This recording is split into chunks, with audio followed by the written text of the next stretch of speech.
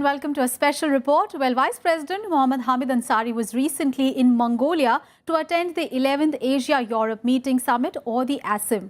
The summit deliberated upon issues of mutual interest to the two continents of Asia and Europe. The summit also gave a chance to India to further its ties with the host nation Mongolia, and also an opportunity to get glimpses of Mongolia's rich culture and tradition. In our special today, I, Aishwarya Kapoor, will tell you all about the ASEM summit and also take you to a tour to the beautiful nation of Mongolia.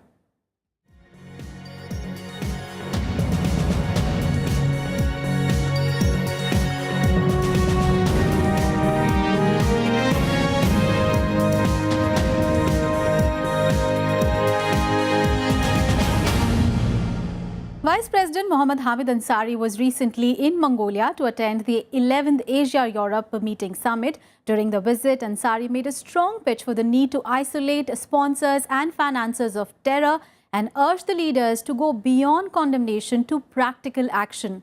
The summit also deliberated upon issues arising out of recent developments affecting the Korean Peninsula and maritime security. The Vice President also held a number of bilateral meetings with leaders from the region at the sidelines of the summit.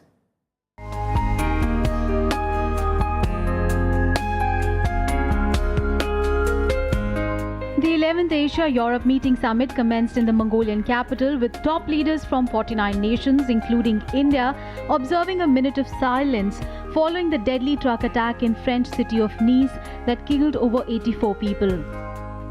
We all stand united with the families of the victims, with the French people and their government in the fight against violence and hatred. Vice President Mohammad Hamid Ansari represented the Indian delegation at the ASEM summit. He was also the lead speaker for the plenary session on promoting ASEM partnership for greater connectivity.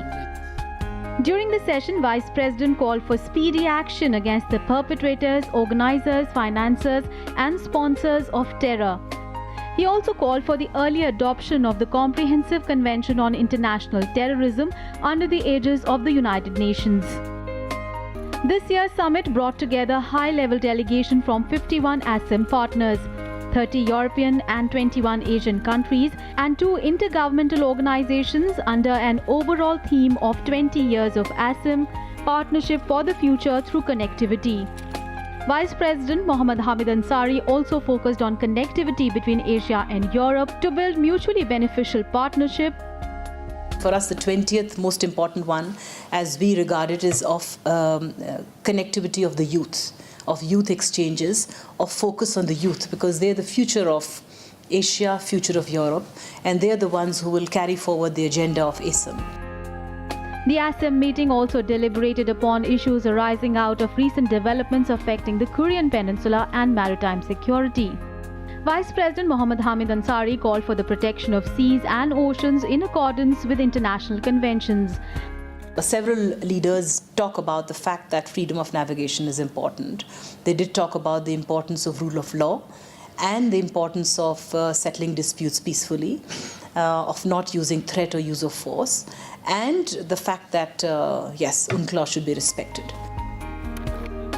During the ASEM summit in Ulaanbaatar, Ansari also held talks with a host of Asian leaders, including Prime Ministers of Singapore, Thailand, Vietnam and Bangladesh. He also exchanged pleasantries with Pakistan Foreign Affairs Advisor Sartaj Aziz. The Vice President also held separate bilateral meetings with Prime Minister of Estonia, Lithuania and Latvia, besides meeting with Bulgarian President. The Vice President has emphasized that as ASEM enters its third decade, all member nations must ensure that it remains a responsible and positive forum. ASEM must not only shape the global agenda, but also move towards concrete action. With Rajiv Kumar and camera person DK Pandey and Sanjay Kumar, this is Aishwarya Kapoor's report for Rajya Sabha TV. While we discuss about the ASEM summit in Mongolia this year, it is important to understand this forum ASEM, which is an important, a unique platform for dialogue and cooperation between Asia and Europe. The summit this year saw long deliberations on wide-ranging issues of interest to both Asia and Europe, including that of terrorism. It concluded with the adoption of the Ulaanbaatar Declaration that charts the future course of the forum as it enters its third decade.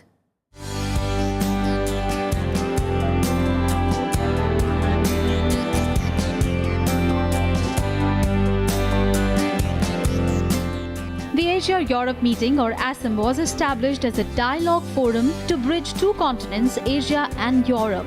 A forum that began with 26 members has now expanded its membership to 51 nations and 2 international organizations. The origins of ASEM lie in the mutual recognition in both Asia and Europe that the relationship between the two continents need to be strengthened, especially in view of the new global context. ASEM was founded in 1996 and it now has 51 member countries from both Asia and Europe, and it also has 2 partners, that is the ASEAN Secretariat and the European Union. ASEM represents 62.3% of the world's population, 57.2% of the global GDP, and almost 60% of the world trade. Apart from the biennial summits, ASEM ministers of finance, education, culture, transport, mayors and governors and parliamentarians also meet regularly. Development is the core issue, because there are some countries in this, especially this Euro-Asia region, they remain underdeveloped, mainly because of connectivity. They have oil, they have gas, they have other natural resources, but they are landlocked, they are not connected with Europe, or they are not properly connected with Asia. Although India had shown interest in joining the group during the initial years of its formation, it did not happen, in part because of India's limited engagement with ASEAN and also because India's quest for membership became entangled over the inclusion of Australia, New Zealand and Pakistan. While the forum was founded in Bangkok in 1996, India joined very late in 2007. However, ever since it joined ASEM, it has been a very active member. It has taken part in 4 summits so far. Not just participation, India also hosted the 11th ASEM Foreign Ministers meeting in 2013, which was inaugurated by Vice President Mohammad Hamid Ansari. It marked the beginning of a new orientation for future ASEM, as members agreed on tangible, result-oriented initiatives for Asia-Europe cooperation. We have very friendly relations with the Asian countries, the ASEAN, as well as ASEAN on the one side, and the other side, with the European Union. So we maintain close, cordial relations, all these countries who are part of the ASEM. The ASEM dialogue this year addressed political, economic and cultural issues with the objective of further strengthening the relationship between Asia and Europe, with special focus on connectivity. There was also concern over the dramatic events that unfolded in Turkey and horrific mass murders in Nice in France. Let the solidarity of our whole community in the face of terrorism and violence be an important message to the world. The ASEM also decided to designate an Asia Meet Europe, Europe Meets Asia Day, the day to be celebrated annually on 1st of March or any other day in the first week of March, will underline ASEM's importance. ASEM is celebrating its 20th anniversary this year, giving the forum an opportunity to push forward and enhance cooperation between Asia and Europe through increased connectivity. The Ulaanbaatar Declaration that is adopted this year at the summit is providing a roadmap for the forum as it enters its third decade. With camera person Sanjay Kumar, this is Aishwarya Kapoor reporting for Rajya Sabha TV from Ulaanbaatar, Mongolia. Well, there are age-old spiritual bonds between Mongolia and India that have grown as a strategic partnership. The two democratic nations have not only constructively collaborated within multilateral forums like the Non-Aligned Movement, United Nations, World Trade Organization, but also supported each other, making the bilateral ties warm and cordial.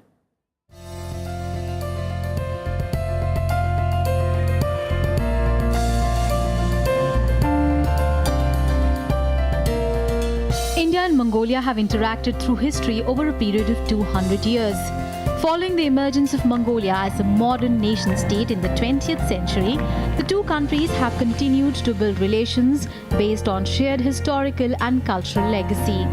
Diplomatic relations between the two nations were established in 1955. In fact, India was the first country outside Soviet bloc to establish diplomatic relations with Mongolia. The ties goes back to 2000 years. And we have continued to maintain friendly ties with the people of Mongolia, The modern period when Mongolia got independence in India or came out from the Russian influence and formed its own government. India was one of the first countries which recognized Mongolia. So we established a relationship. We have been, very cordial relation between the two that has been appreciated. Security experts point out the geostrategic position of Mongolia in Northeast Asia, and Mongolia is an important part of India's Act East Asia policy. On the other hand, India has featured importantly in Mongolia's third neighbor policy, which includes US, South Korea and Japan. Cultural, civilizational, historical linkages with Mongolia. The two most binding factors in our relationship are, of course, Buddhism, which goes back 2,000 years as far as our linkages to Mongolia are concerned. And then, of course, democracy. Recently, Prime Minister Narendra Modi visited the nation in May last year, during which India and Mongolia declared strategic partnership. Modi also addressed Mongolian parliament, and a $1 billion line of credit was extended to Mongolia for infrastructure and development, amongst many other fields. President Pratibha Patil and then current Prime Minister Modi has also visited Mongolia, and Prime Minister Modi has given them about $1 billion assistance, for infrastructure development, It's a loan, soft loan, So they will have a number of Indian public and private companies would be also be investing in that country. There is also mutual trust and reciprocity visible at all international fora between the two countries. India proposed Mongolia's candidacy for the membership of the United Nations in 1961 and also in non-aligned movement. Similarly, Mongolia has been supporting India's inclusion as a permanent member in the UN Security Council. Mongolia has a special relationship strategically located, in that region. There are many countries around it, like South Korea, Korean, and then China is also trying to encroach its influence in that region, which it has, in the whole region it has, So that is a big problem for India. While in Mongolia to attend the 11th ASEM summit, Vice President Mohammad Hamid Ansari also held talks with the Mongolian leadership. During their meetings, the issue of $1 billion line of credit offered to Mongolia by India was also discussed. Now we wait for concrete proposals from the government of Mongolia. Now that there is a newly elected government, the leadership told us that yes, once the government settles down, they will come up with concrete proposals about what they would like to use this particular line of credit. Indo-Mongolian relations have been growing. India provides technical and economic cooperation to Mongolia in the fields of higher education, agriculture, information and communication technology, and human resource development. With camera person D.K. Pandey and Sanjay Kumar, this is Aishwarya Kapoor's report for Rajya Sabha TV. Well, rugged Mongolia is an adventure destination where one can see the traditions of the past still practiced today by hardy nomads living on the country's vast steppes and deserts. And while nomadic Mongols live a simple life, their cousins in capital Ulaanbaatar are lurching headlong into the future. The legacy of Genghis Khan sharpens the experience of Mongolia. Take a look.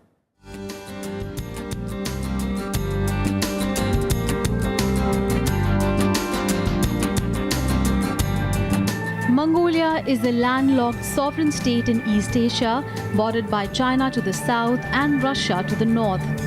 Ulaanbaatar, the capital and the largest city, is home to about 45% of the country's population. The country contains very little arable land, as much of its area is covered by grassy steppe, with mountains to the north and west and the Gobi Desert to the south. Approximately 30% of the population is nomadic or semi-nomadic. Horse culture is still integral. The area of what is now Mongolia has been ruled by various nomadic empires. No mention of Mongolia is complete without the name of Genghis Khan, the founder and great emperor of the Mongol Empire. The name is seen as soon as you enter the capital city, greeting you as Genghis Khan International Airport. From there to the Mongolian parliament to everywhere you go, there is Genghis Khan. Right now we are at Sonjing Boldak. Now this area is about 50 kilometers from the capital city of Ulaanbaatar, and this area is famous for again a big statue of Genghis Khan. As you can see behind me, he is there on his horse holding a golden whip in his hand. Genghis Khan came to power by uniting many of the nomadic tribes of Northeast Asia. After founding the empire in 1206, he started the Mongol invasions that conquered most of Eurasia.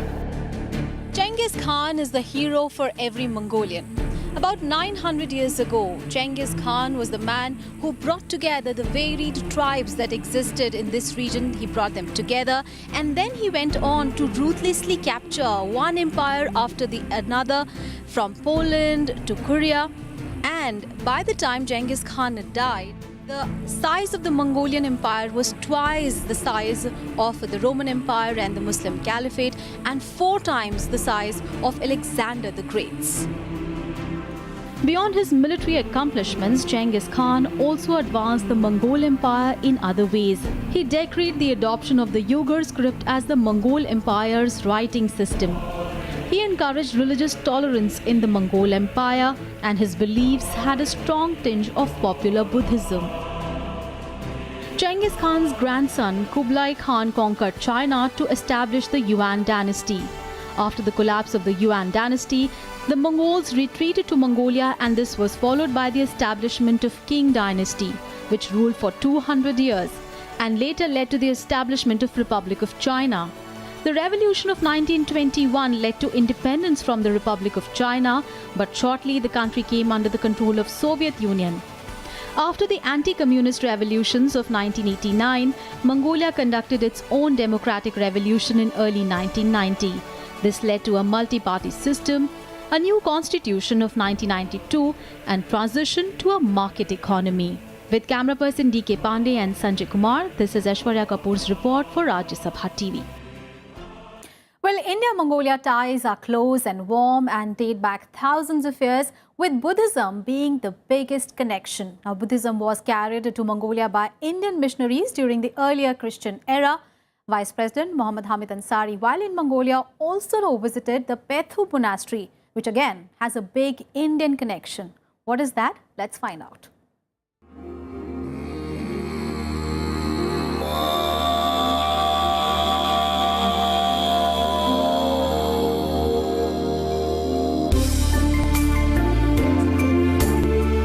Buddhism is one of the most important connections between India and Mongolia. Mongolians got acquainted with India ever since the teachings of Lord Buddha prevailed throughout the steppe of Mongolia. The two nations are spiritual neighbors sitting on the northern and southern edge of the Buddhist Asia. The fall of communism in Mongolia in 1991 restored public religious practice. Tibetan Buddhism, which had been the prominent religion prior to the rise of communism, again rose to become the most widely practiced religion.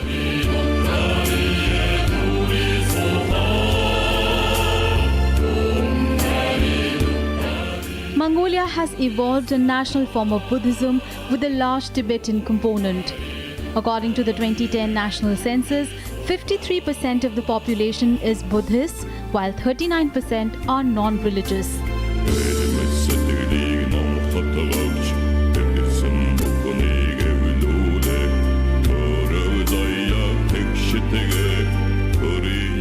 As part of his Mongolia tour, Vice President Mohammad Hamid Ansari also visited Pethu Monastery in the capital Ulaanbaatar.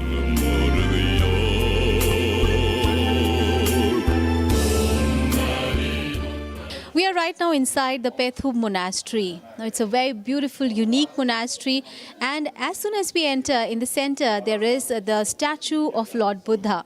On his left side is the statue of Tsongkhapa, and on the right side, White Tara.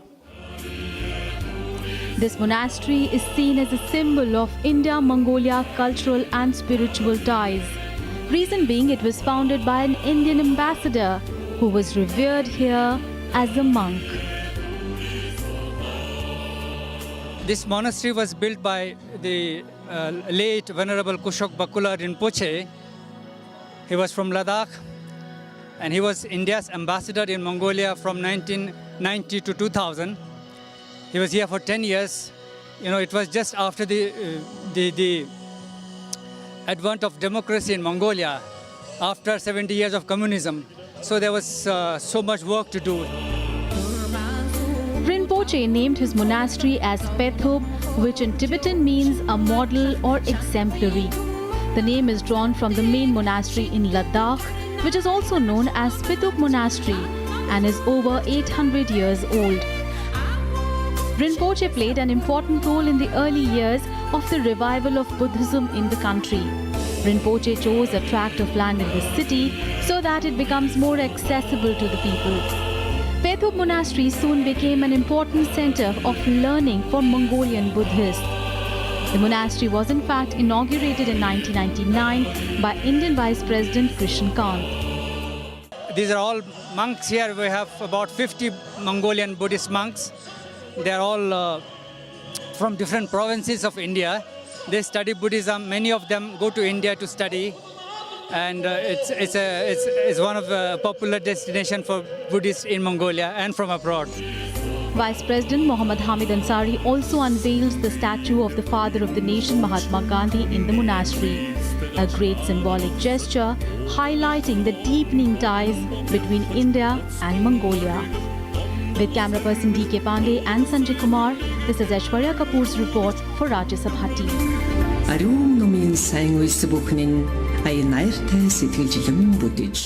While Asian and European leaders at ASEM deliberated on crucial global issues, Mongolia's Nadam festival served as a light interval. The festival centers around the three main sports of horse racing, wrestling and archery. Now, these sports have been practiced for centuries in Mongolia as intrinsic parts of a previous nomadic life. Take a look at this colorful festival.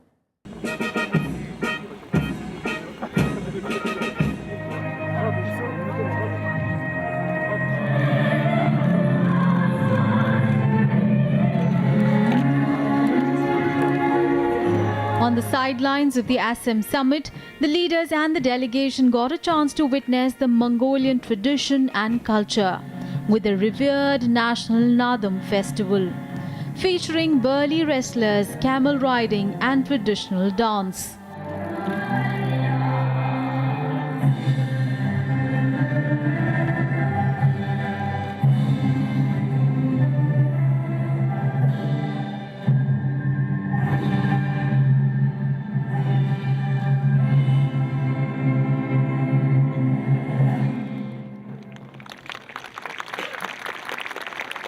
We are here today to witness the Mongolian festival of Nadam.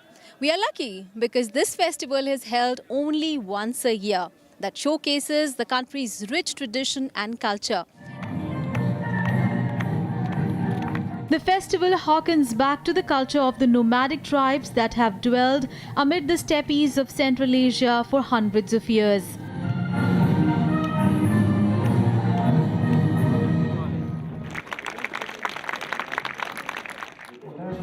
Nadam itself is believed to be at least 800 years old. Thank you very much for joining us at the Mongolian Nadam Festival.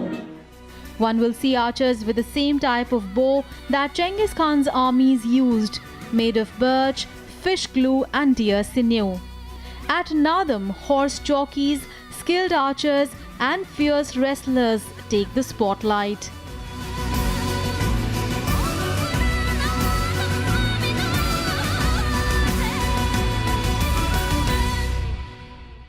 Apart from the normal music and dance that every festival has, this festival is special because it also showcases the country's ancient sports, that is archery, wrestling and horse racing. And does some more eagle dancing. These sports are the ones that once helped Genghis Khan in the 13th century test and train his greatest warriors.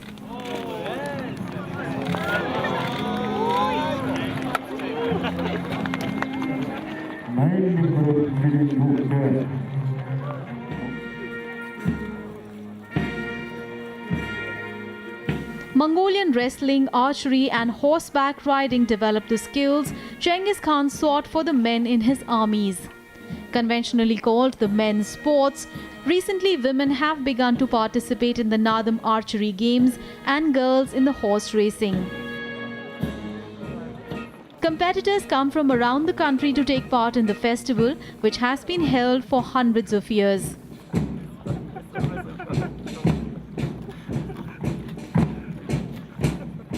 Улаанбаатар хотод ASEM-ийн 11 дахь чуулга уулзалт амжилттай болж өндөрлөө. Тэгээ ASEM-ийн жишг зориулаад Улаанбаатар хотын хувьд бид нар ийм Монгол үндэсний соёл урлагийн гайхамшиг харуулсан наадам бэлдсэн юм аа. Тэгээ одоо энэ газар бол тэр жишг. The archery competition is a colorful event with the players dressed up in deel, a traditional Mongolian outfit. Archers must stand, draw and shoot at a range set up 75 kilometers away.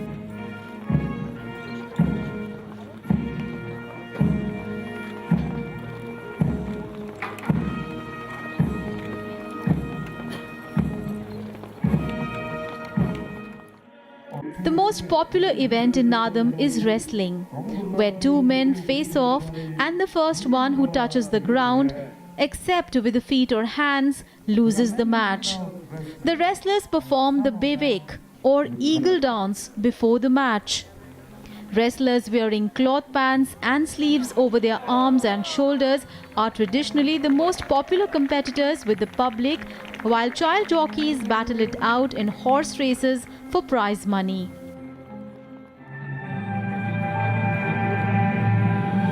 With camera person D.K. Pandey and Sanjay Kumar, this is Aishwarya Kapoor's report for Rajya Sabha TV from Mongolia. Well, that is all in this special report from Mongolia. I hope you liked watching it as much as we enjoyed compiling our experiences from Mongolia for you. Thanks so much for watching. Bye-bye.